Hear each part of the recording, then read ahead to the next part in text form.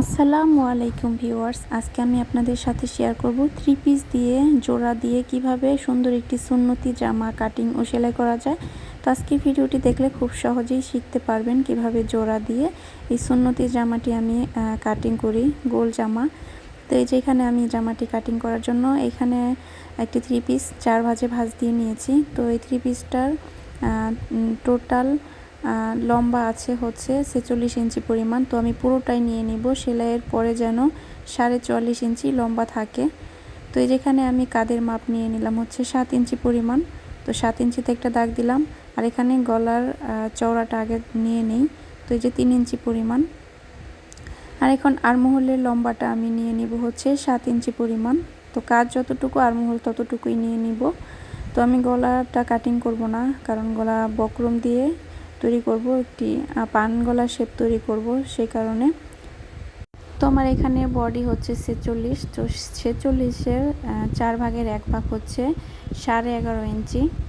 তো আমি এখানে 11.5 ইঞ্চিতে একটা দাগ দিয়ে নিলাম। তো এখন হলো আমি আরমহলে একটা শেপ দিয়ে নিই।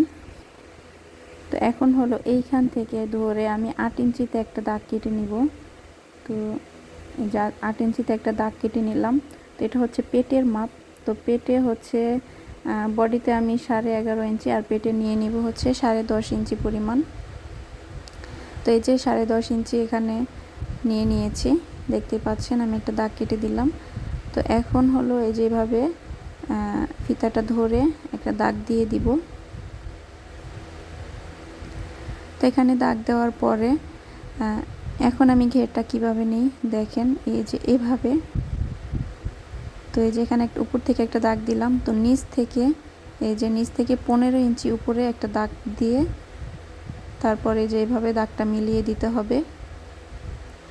তারপরে বলে দিচ্ছি, নিচ থেকে ফিতাটা ধরে 15 ইঞ্চি উপরে একটা দাগ কেটে তারপর উপর থেকে এভাবে মিলিয়ে নিতে হবে। তো প্রথমে এই যে এখান থেকে আমি সেলাইয়ের জন্য এক্সট্রা নিয়ে নিলাম হচ্ছে 1 ইঞ্চি পরিমাণ এক্সট্রা নিয়ে। তো সেইখান থেকে দাগটা কাটিং করে নিচ্ছি, দাগটা দিয়ে নিচ্ছি। তো এই যে দাগটা আবার সুন্দরভাবে দিয়ে দিলাম। তো এখন হলো আমি এই জায়গাটা আগে কাটিং করে নেই। তো এই যে কাপড়টা বাঁচবে এক্সট্রা, তো সেটা দিয়ে কিন্তু আমি যে কোনায় যে জোড়া দিব যাতে ঘেরটা বেশি হয়, সেই কারণে আগে আমি অতটুকুই কাটিং করলাম। তো গলার যে চওড়ার মাপটা নিয়েছিলাম সেখানে একটু ছোট করে কেটে দিলাম, চিহ্ন দিয়ে নিলাম। তো এখন হলো যে কাপড়টা বেঁচেছে এক্সট্রা, তো দেখতে পাচ্ছেন সেই কাপড়টা আমি কিভাবে বিছাই দেখাই। তো এখানেও কিন্তু 4টি পার্টই আছে। তো এই 4টি পার্ট এই যেভাবে, তো এই যে এভাবে বিছিয়ে নিব। তো আস্তে আস্তে দেখাচ্ছি, না টেনেই দেখাচ্ছি, টানলে কিন্তু বুঝতে পারবেন না।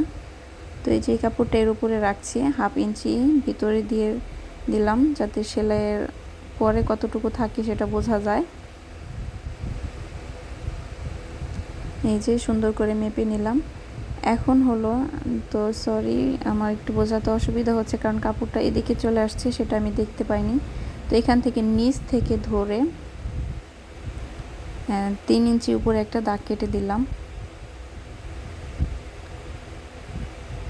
তো এখন এটা সমান করে কাটিং করে নিই। তো নিচ থেকে ধরে 3 ইঞ্চি উপরে একটা দাগ কেটে দিলাম। তো 3 ইঞ্চি উপরে দাগ কাটার পর এই যে এভাবে একদম এই যেভাবে দাগটা মিলিয়ে নিতে হবে।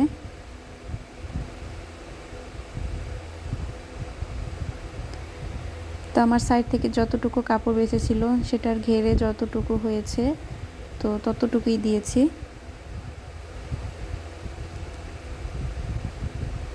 তো আপনারা চাইলে একটু বাড়তিও দিতে পারেন আপনাদের যদি কামিজের ঘেরে বেশি থাকে। তো এখন হলো এই যে এভাবে দাগটা মিলিয়ে নিচ্ছি নিচ থেকে আবার।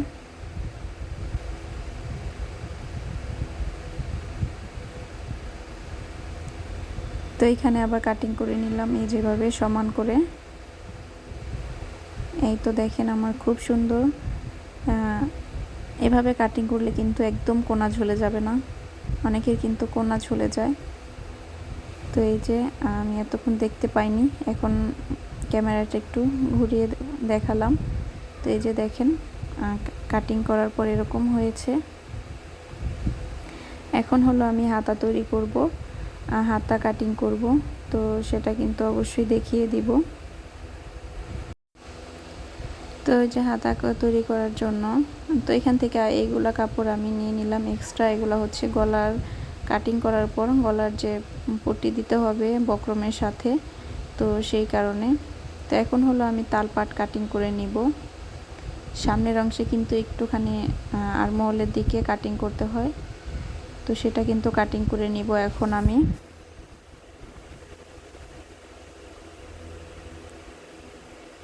তো এই যে সামনের পাটটা এইভাবে রেখে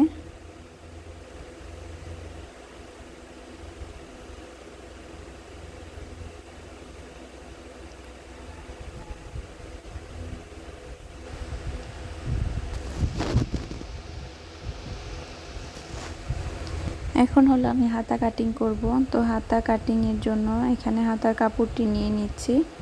তো এই যে হাতার কাপড়টি এখন যেভাবে প্রথমে একটি ভাঁজ দিব, তারপরে মাঝখান দিয়ে আরেকটি ভাঁজ দিয়ে দিব দুটি হাতা তৈরির জন্য।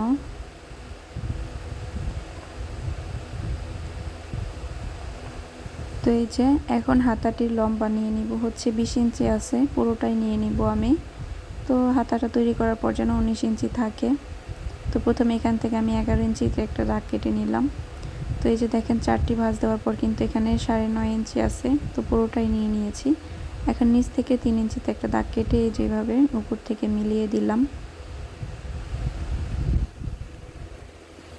তো এখন হলো এই যে এখান থেকে 11 ইঞ্চিতে দাগ দিয়ে, তো এই যে এখানে 8 ইঞ্চিতে একটা দাগ কেটে নিলাম। তো এখন এই যেভাবে দাগটা মিলিয়ে দিব। তো এই যে এখানে কিন্তু 1/2 ইঞ্চি ডাউন দিতে হবে। এই তো খুব সুন্দরভাবে হাতাটা কাটিং করা হয়ে গেল। এখন হলো হাতার যে তালপাট কাটিং করব, তো সেটা মেলে এই যে এক পাশ দিয়ে। তো তালপাট কাটিং করার সময় অবশ্যই খেয়াল রাখতে হবে, যেমন ভাঁজ দেওয়ার সময় সামনাসামনি দুটি পার্ট থাকে, যেমন ভেতরে কিন্তু এখন উল্টা আছে আর বাহিরে কিন্তু ভাঁজ আছে। তো এই যে এক সাইড দিয়ে এভাবে কাটিং করে নিলাম। এখন হলো আমি গলা কাটিং করব। তো এই যে গলাটি তৈরির জন্য এখানে আমি বক্রম নিয়ে নিয়েছি। তো আমি একটা পান গলা শেপ কাটিং করব। তো এখান থেকে গলাটার চওড়া আমি 3 ইঞ্চি পরিমাণ নিয়ে নিব। তো এই যে 3 ইঞ্চিতে একটা দাগ দিয়ে দিলাম। তারপরে গলাটার লম্বা নিব হচ্ছে 6.5 ইঞ্চি। তো 6.5 ইঞ্চিতে একটা দাগ কেটে নিলাম। এই যেভাবে দাগটা এখন মিলিয়ে দিলাম। এখন এই একদম নিচে 2 ইঞ্চি উপর থেকে একটা পান গলা শেপ দিয়ে দিলাম। তো প্রথমে এই যে সাইড দিয়ে 1 ইঞ্চি পরিমাণ বাড়তি রেখে কাটিং করতে হবে। তো এই যে দেখেন 1 ইঞ্চি পরিমাণ বাড়তি রেখে আমি যেভাবে কাটিং করে নিচ্ছি। তো আগে বাহিরে কেটে তারপর ভিতরে সুন্দর করে কাটিং করে নিচ্ছি।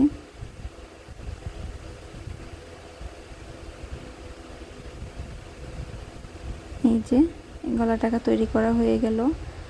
তো এখন হলো পেছনের গলা কাটিং করব। তো পেছনের গলার জন্য সেম ভাবে এই যে বক্রমটি ভাঁজ দিয়ে নিলাম।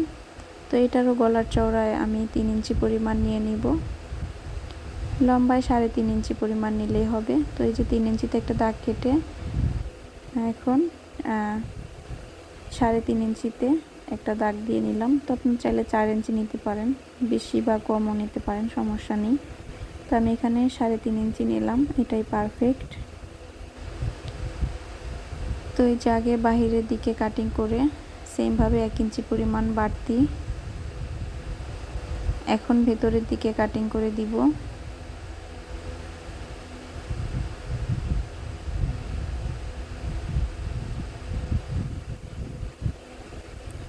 এই যে গলাটা তৈরি করা হয়ে গেল। আমার সুন্দর জামাটি তৈরি করা হয়ে গেল। কেমন লাগলো অবশ্যই কমেন্টে জানাবেন। দেখা হবে পরের ভিডিওতে।